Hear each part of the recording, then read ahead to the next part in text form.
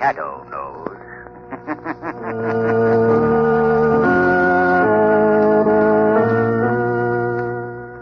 Blue Coal presents The Shadow. With today's thrilling adventure, your Blue Coal dealers commence a new season and a sensational new series of The Shadow, your favorite mystery drama. These programs have been made possible by your friendly cooperation and support of our product, Blue Coal. And on behalf of our sponsors and our cast, may I express appreciation to you, our listeners, for bringing us all together again this year. In just a moment, The Shadow's first exciting adventure begins. Meanwhile, homeowners, attention. Don't be deceived by the balmy days of Indian summer. All signs point to chilly fall weather and a long, cold winter. So don't take chances. Decide now to order a supply of Blue Coal. It's Pennsylvania's finest anthracite, trademarked blue as your guarantee of even, dependable, healthful heat no matter what the weather. Your nearest Blue Coal dealer stocks Blue Coal in all household sizes. Phone him tomorrow.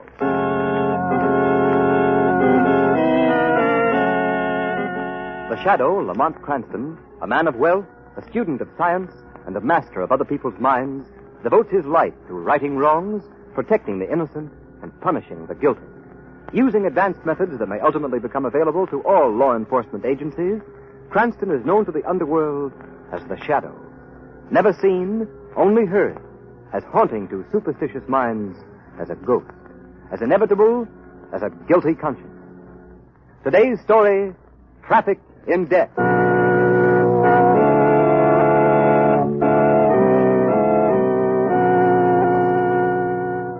Where's my son? He was completely recovered.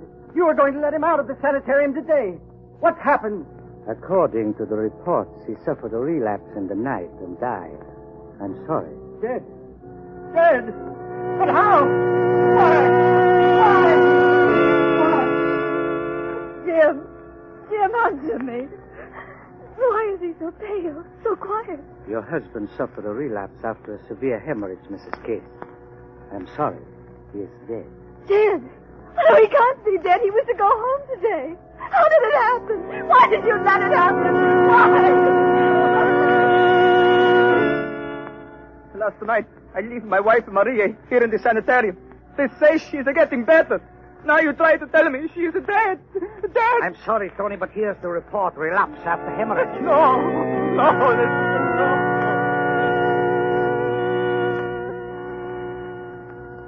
You sent for me, Dr. Lee? Yes. As chief laboratory scientist, what do you know about these hemorrhage cases? 6 dead in 6 days. No more than you, Dr. Lee. They're unfortunate, but... I believe there's far more to it than that. I believe it's murder. Murder? Have you any proof? No. Not positive proof. And I don't want to notify the police and involve the sanitarium in a scandal until I'm sure. What are you going to do about it, Dr. Lee? Do? I've already telegraphed an old friend of mine, Lamont Cranston. He's flying down from Maine, and he'll get to the bottom of this. I'll stake my life on it. Yes, Dr. Lee. I believe you would stake even your life for the honor of this sanitarium you have made so great. Even your life.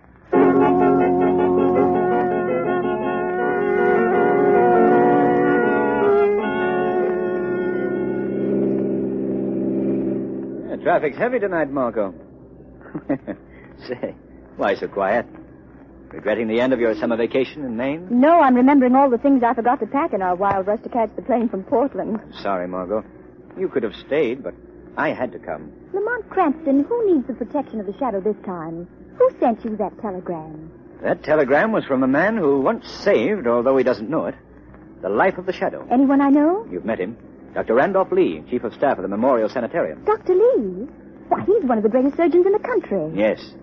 He's the one who removed that bullet nestling close to my spine. Oh, I'll never forget that. I thought you were going to die. But what's wrong with Dr. Lee? Now it's his turn, Margot.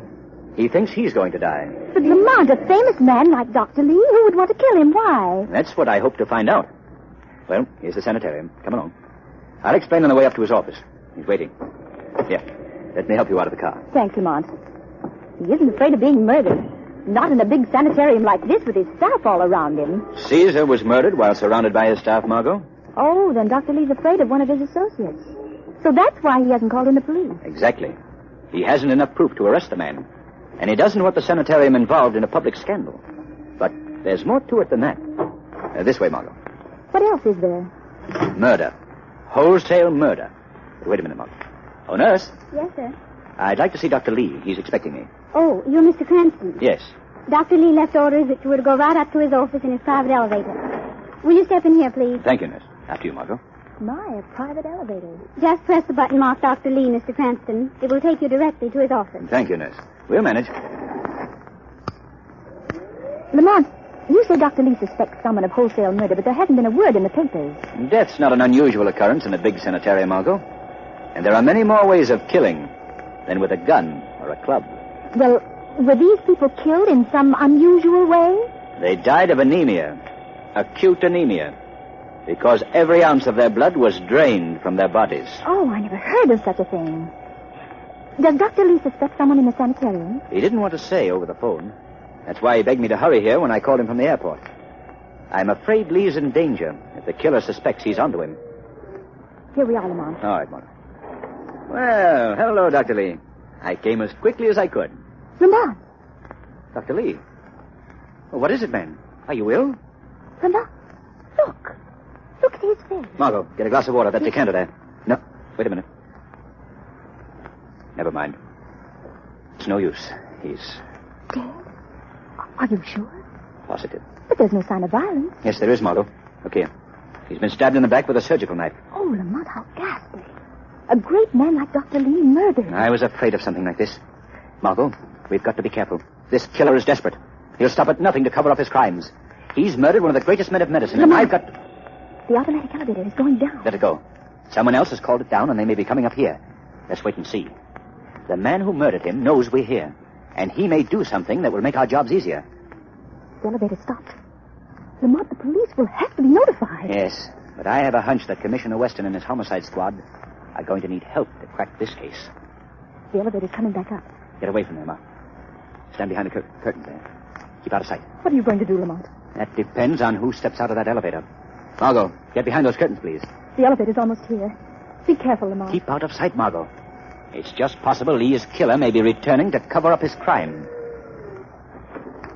Dr. Lee. Oh, I beg your pardon, Doctor. I thought you were alone. Did Dr. Lee send for you? Yes, I'm Hardwick, in charge of the laboratory. Why? What's wrong? Dr. Lee. Dr. Lee? He's dead. Who are you? What are you doing here? How did this happen? How did what happen? I beg your pardon, sir. I only meant till he was in perfect health less than an hour ago. I couldn't help thinking. A surgical knife can save a life or end it in an instant. Look in his back. Knifed? Who are you? What are you doing here? I am Lamont Cranston, a friend of Dr. Lee's. I talked to him on the phone an hour ago. I arrived a few minutes ago and found him dead. Why haven't you notified the police? How do you know I haven't, Mr. Hardwick? Just how long have you been here? Not long enough to have killed Dr. Lee, as your cross-examination seems to infer. No?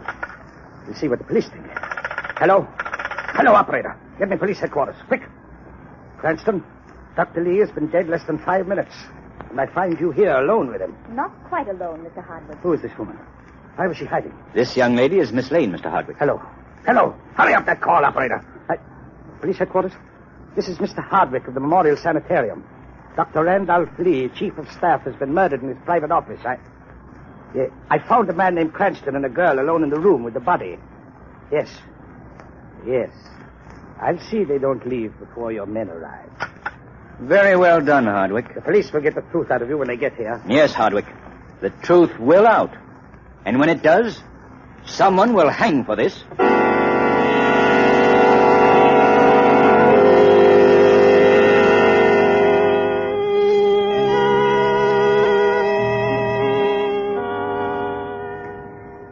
Outside, Sergeant.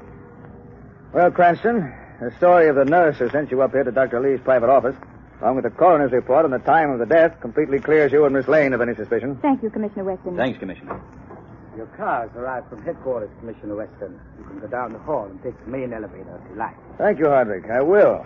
I'm not much on these elevators you run by yourself. Hey, Cranston, Drop into headquarters tomorrow, will you? I'd like to get a transcript of what Dr. Lee told you when you called him from the airport. It might give us a lead. I'll be glad to, Commissioner. Good. Goodbye, Miss Lane. I'm sorry we had to change. I didn't mind. Goodbye, Commissioner. Well, Hardwick, are you convinced of our innocence? I'm terribly sorry to have been so hasty in my accusations, Cranston. And you, Miss Lane. Think nothing of it. By the way, Cranston, just what did Dr. Lee tell you over the phone? If there are any clues, I might be able to help. That's just what I've been thinking, Hardwick. You're in charge of the sanitarium lab, I understand. Why, yes. Yes, I am. Do you conduct any experiments in line of duty or on your own? Oh, no. My duties are routine. Then I don't suppose you know that at least 6 patients have died in the sanitarium within the past month. Yes. But what has this to do with Dr. Lee's death? That's what I'm hoping you'll tell me, Mr. Hardwick. What do you mean? Hardwick, you know and I know that 6 patients have died in the sanitarium because every ounce of blood had been drained from their bodies. Yet in all cases, their deaths were ascribed to natural causes. Oh. So you know. You've known all along. Yes. Dr. Lee told me over the phone. Why didn't you tell Commissioner Weston? Because there are 2 pieces of the puzzle still missing. The criminal and the motive. I see.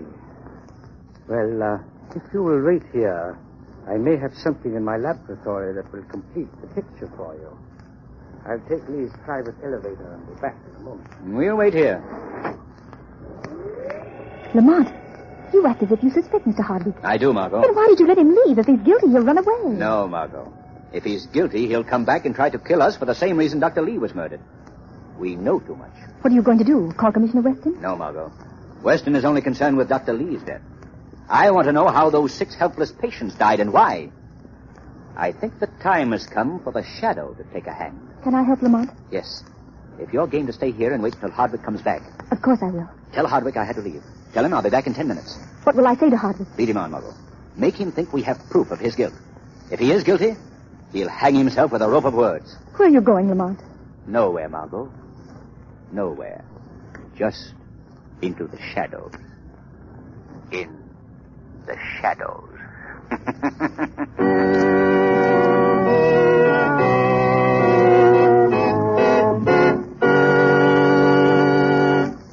The Shadow's adventure continues in just a moment. Meanwhile, here's a must for all homeowners. Make no mistake about it. For home heating, anthracite is by far the best fuel. And by far the best anthracite is blue coal. Blue coal is mined by the Glen Alden Coal Company, and its harmless blue coloring is your guarantee of better heat at less cost. Steady, uniform, healthful heat that prevents colds and cuts down doctor's bills for your entire family. With this finest of Pennsylvania anthracite, there is no quick chilling of the house such as you often get with fuels of the on and off type that flare up and die out. And bear in mind the fact that heating plants in this part of the country were especially designed to burn anthracite. So before fall's uncertain weather catches you unprepared, call your nearest blue coal dealer tomorrow. Ask him for blue coal in any of its 4 popular domestic sizes: egg, pea, chestnut, or stove. You'll find your nearest blue coal dealer's name listed in the Where to Buy It section of your classified telephone directory under the name Blue Coal.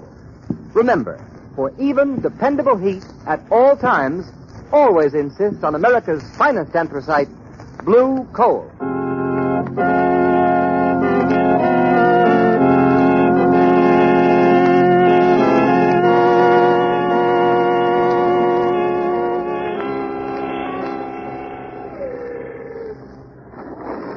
Well, I have what... There's Cranston, Miss Lane. He had to leave the sanitarium, but he'll be back in 10 minutes, Mr. Hardwick. Why did he leave? What is he doing? I don't know. You're lying. He's gone to notify the police. Why should he notify the police? Because... I see. Trying to trick me into talking, eh? Well, you don't have to do that, Miss Lane. I'll tell you. I'll tell you anything you want to know. Then why was Dr. Lee murdered? Because he found out about those falsified death reports. Why was every ounce of blood drained out of the bodies of those poor people? Because blood is valuable. This sanitarium buys thousands of dollars worth of blood for transfusion. We stock it up, all types. We keep it in a special refrigerator we call a blood bank. You want to know anything else, Miss Lane? In other words, Dr. Lee caught someone killing helpless men and women for their blood to sell to the sanitarium. Is that it? Yes. That is the motive your friend Cranston was hunting. Money. Blood money. You seem to know everything, Mr. Hardwick. Perhaps you know who robbed those people of their blood. Who murdered Dr. Lee? Of course, Miss Lane. I am in charge of the blood bank. I needed money. I falsified the death certificates. I murdered Lee. Why are you telling me all this? Because, as any psychologist will tell you, a criminal cannot resist boasting. And it is quite safe to boast to someone who is not going to live long enough to tell. What good will it do you to kill me? Lamont Cranston will be back in a few minutes. And when he does come back, I will boast to him. Satisfy his meddling curiosity as I've satisfied yours. And then kill him in the same way I killed the others. And you. You can't get away with it. In our basement morgue, the unidentified dead come from the emergency ward. 2 more bodies. Yours and Mr. Cranston's will go to the morgue unnoticed. There's no use backing away, Miss Lane. And you call yourself a scientist. You're no scientist, you're a butcher. It is useless to screen. This office is soundproof, isolated. How convenient for you, Mr. Hardwick. You keep looking around as if expecting help, but don't bother. I'm going to take you out of here before your friend Cranston returns. Then I will come back and deal with him. You're not taking me anywhere. I wonder what type blood you have. Don't worry, there'll be no pain. The anesthetic will take care of that. Now, you might as well resign yourself to fate, Miss Lane. No one is going to come out of space and save you. Such things have been known to happen, Mr. Hardwick. What was that? Resign yourself to fate, Hardwick. You are convicted by yourself, by your boasting. Your ego has condemned you to death. Death for the murder of 7 men and women. That voice. Where is it coming from? Wait, Hardwick. Listen to me. I am more than a voice. I am in this very room, close to you, watching you draw that revolver you left the room to get. Haven't you had enough killing? Behind those curtains, eh? Well, come out. Come on, quick, or I'll shoot. A revolver is a crude weapon. We'll see. Oh, Shadow. Now, perhaps you will believe, Hardwick. Who are you? Where are you? Wait, Hardwick. Surely your scientific studies have made you aware of the powers of hypnosis, whereby a man might render himself unseen. A science practiced by a man known to the criminal world as the Shadow. The Shadow? Yes, Hardwick. I am the Shadow. You have defiled man's noblest profession. You have brought death with the skill meant to save life. You have struck like a human vampire in this great sanitarium, this sanctuary of the sick. And you are going to pay for it with death. If I could only see you. No man living has ever seen the Shadow. So you think you'll save this girl? Threaten me, turn me over to the police, eh? Well, not this time. Let go of her. Don't come near me, Shadow, or I'll kill Miss Lane here and now. Help me, Shadow! Help me! I can't. He'll shoot you. That's right, Mr. Shadow. I'll shoot her. Get in that elevator, Miss Lane. Shadow! Shadow, do you hear me? Get me out of this elevator! What have you done to her? Listen to me, Shadow. You can't follow me. There are 1,000 rooms in this sanitarium. You have one chance in 1,000 of finding this girl before I'm finished with her. If you notify the police before I have a chance to get away, no one will ever find her again. Do you hear me? Do you understand? Yes, you fiend, I hear you. I understand. But if you harm Miss Lane, I'll track you to the ends of the earth.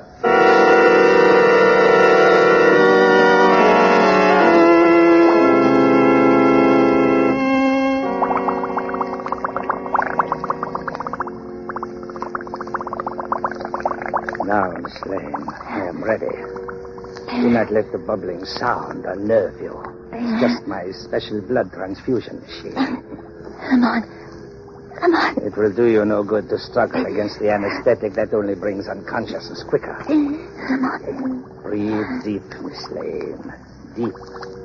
You can dream that your friend Lamont Cranston has come to help you. And the Shadow, you can dream of him too. But neither of them will ever find this laboratory here in the cellar so close to the morgue. And I'll get them both before I'm through, and then no one will know, and I can go on and on.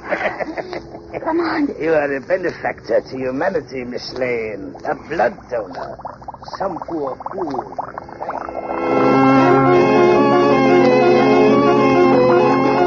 1,000 rooms. One chance in 1,000. Hardwick means to kill Margo, whether I search for her or not. 1,000 rooms. He went down.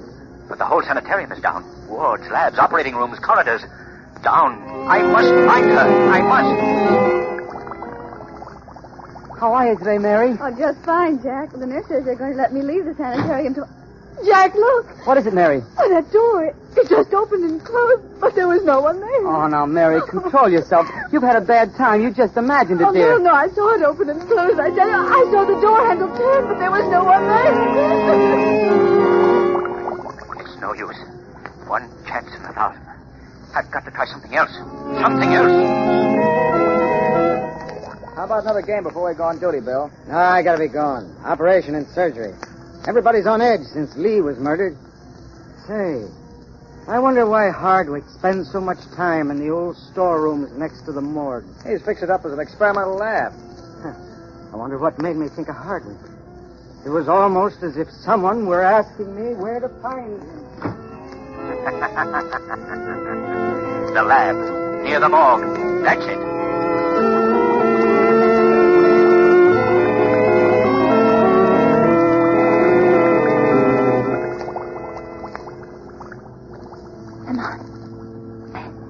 Lamont. The anesthetic is taking effect, Miss Lane. In a moment, everything will be ready. Lamont. You would do me a favor bringing Cranston here. It would save me the trouble of going up after him. I don't relish that, but it's his life or mine. Lee told him too much. And the shadow. What I would give to have him here on the operating table. I wonder if he could keep in the shadows if I drained his lifeblood away. You'll never know, Hardwick. You? So you found me. I warned you. I warned you not to follow me. I'll kill Miss Lane. That's what you're trying to do. You are real. Flesh and blood. Unfortunately for you, yes.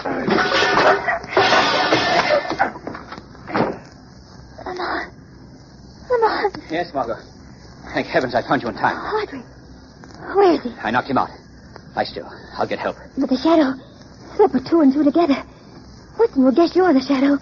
Hardwick will tell them about the shadow. We must risk it. You've got to have medical attention. No, I'll be all right. It's just anesthetic. Lamont, look out. Hardwick's getting up. So you're the shadow, are you, Cranston? Well, here's where I killed two birds with one shot. Gone. I missed you. Gone back into the shadows again, have you? Yes. And this time you won't escape. Yes, I will, Shadow. They'll never take me. No one can do what I tell you. You're insane, Hardwick. Oh, no, Shadow. I know what's in store for me. You won't get me. They'll never hang me. Never!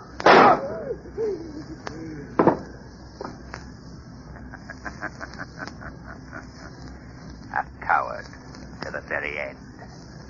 You have paid for your crimes against a profession which conferred upon you the mantle of honor.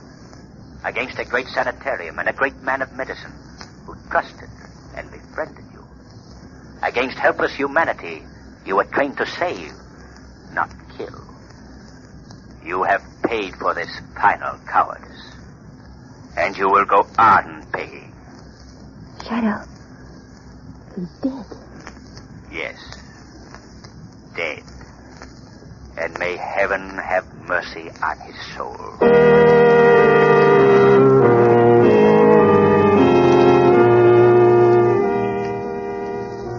Well, Cranston, I hope this will teach you and Miss Lane not to keep things from the police. If you'd told me about your phone conversation with Dr. Lee, this wouldn't have happened. But Commissioner Weston, Hardwick might have escaped before you could find proof enough to arrest him. Nonsense, Miss Lane. I suspected him all the time. Well, Commissioner, this is one case where you didn't need the help of the shadow. The shadow? He wouldn't have cracked this case in a month of Sundays. He's just another amateur criminologist like you, Cranston. I shouldn't be at all surprised.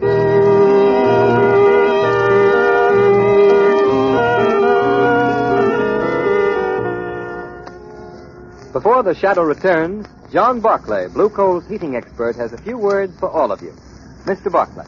Good evening, friends, and thank you, Ken Roberts. If you're interested in having a healthier, more comfortable home this winter, be sure and call your local Blue Coal dealer. You'll find that in addition to being a fuel dealer, he is an authority on modern home heating. For more than 7 years, it's been my privilege to train servicemen for Blue Coal dealers everywhere. And I know that these men, known as John Barclay servicemen, have aided thousands of families like yours to enjoy greater heating comfort at less cost. I'd like to read you briefly a part of a letter typical of those received from customers using Blue Coal and John Barclay service. I quote, I want to tell you how courteous your John Barclay representative was, and the wonderful results I've been getting since adhering to his advice. Since using blue coal and doing just as we were advised by your young man, we are getting steady, real heat, and would not use any other but your blue coal, unquote. And don't forget, friends, no matter what kind of fuel you use or what your heating problem, your blue coal dealer will always be glad to help you. So feel free to call on him. He'll place an expert John Barclay serviceman at your disposal. I thank you.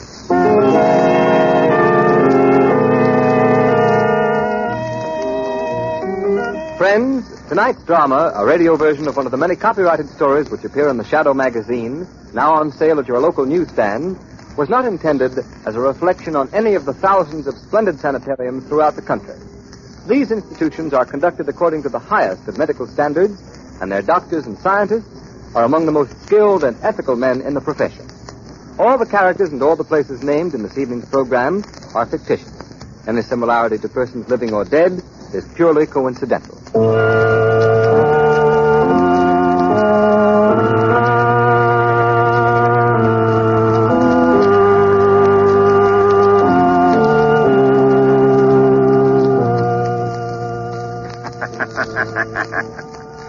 The weed of crime bears bitter fruit.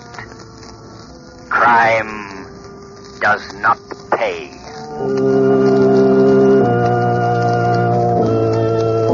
Next week, same time, same station, Blue Coal, America's finest anthracite, will again present another thrilling adventure of the Shadow. Be sure to listen, and be sure to burn Blue Coal, the solid fuel for solid comfort.